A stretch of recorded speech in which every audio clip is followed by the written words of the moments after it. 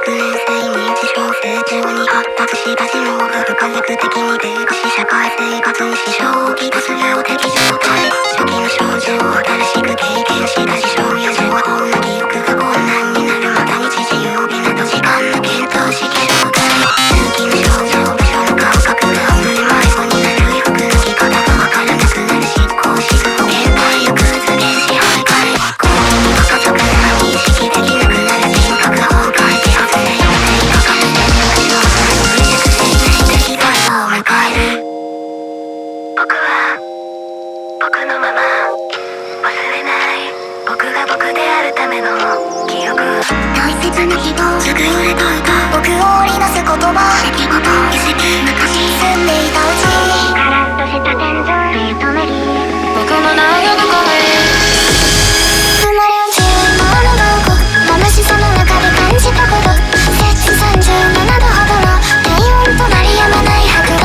等しく与えられた命の不可避な絶望に省く反応生きたいと叫び続けるもの僕の中の激しい生き物そして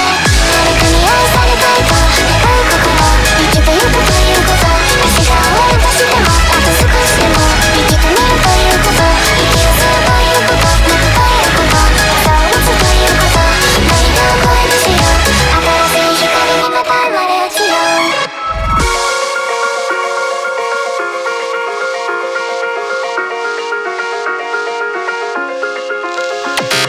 死亡が5年なさい5歳の時母が高い2年後に父が再婚し子指輪描いた感じ始めた疎外感特殊な時が早すぎてものれた最愛想笑い中毒するも対人関係にはなれそうな不当変な最強形それ心不全にある知の距離で先に家族友人との連絡が取れそうな気にほど長いし完全に社会科に孤立空想なる名称を足りない恐れる偏見さの結果し始める。僕のまま人はみんな一人で生まれ一人で旅立つ。似てたした部屋悲しげな月明るすぎるコンビニ僕の優しい世界生きる電柱フットブリッジ僕を引き止める声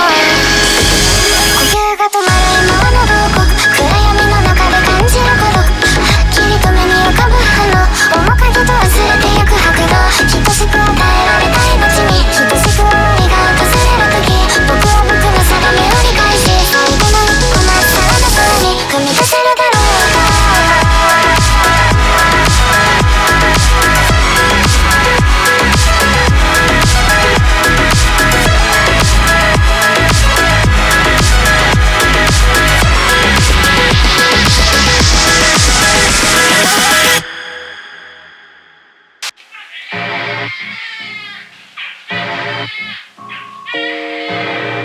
僕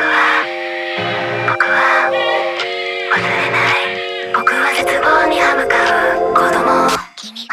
その後僕が捨てた罪がその怒りが自己嫌悪か死にたいと思ったその心が君を支える礎になる君は生きる一人じゃない大丈夫僕が君の名を呼ぶ